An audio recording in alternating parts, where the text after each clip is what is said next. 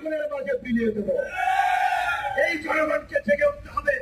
আমাদের বন্ধুরা বলেছে পৃথিবীর সমস্ত জায়গায় এই ধরনের দুঃশাসন যখন চেপে বসেছে, ছাত্র যুবক তরুণদের ছাড়া পুরা মানুষ ইতিহাস পরিবর্তন হয় নাই। এখন বুড়া মানুষদেরকে অসম্মান করছি না। এই যে নাজিম ভাইয়ের মতো বয়স্ক মানুষ আমাদের মতো তরুণদের শক্তিতে চলে এসে, এই যে মিজান ভাইয়ের মতো বয়স্ক মানুষরাও সিনিয়র মানুষরাও তো গণ অধিকার পরিষদের সাথে থেকে লড়াই সংগ্রাম করছে। কাজে তরুণ কিংবা তারুণ্য বয়সের প্রেমে না, কাজের মধ্যে দিয়ে প্রমাণিত।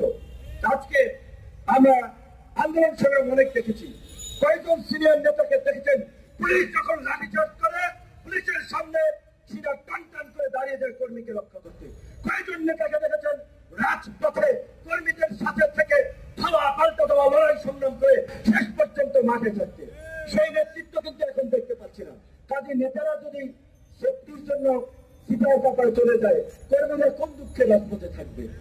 কাজেই যারা রাজপথে থেকে নেতৃত্ব দিতে পারবেন, লড়াই করতে পারবেন, নিজের কর্মীদেরকে রক্ষা করার জন্য নিজে ঢাল হয়ে দাঁড়াবেন, তারাই আজকে এই সংকট থেকে উত্তরণের নেতৃত্ব দিতে পারবেন।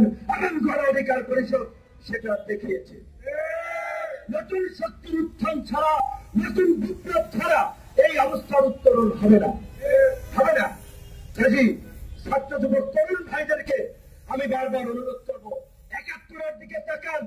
এই স্বাধীনতার সংগ্রামকে যারা নেতৃত্ব দিয়েছিল, মুক্তিযুদ্ধের চার খলিফা বলা হয় আসম আব্দুর রব, আব্দুল কুদ্দুস মাখন, নূর আলম সিদ্দিকী, শাহজাহান সিরাজ, দুইজন তৎকালীন ছাত্রলীগের নেতা ছিলেন, দুইজন ডাকসুর ভিপিজিও ছিলেন।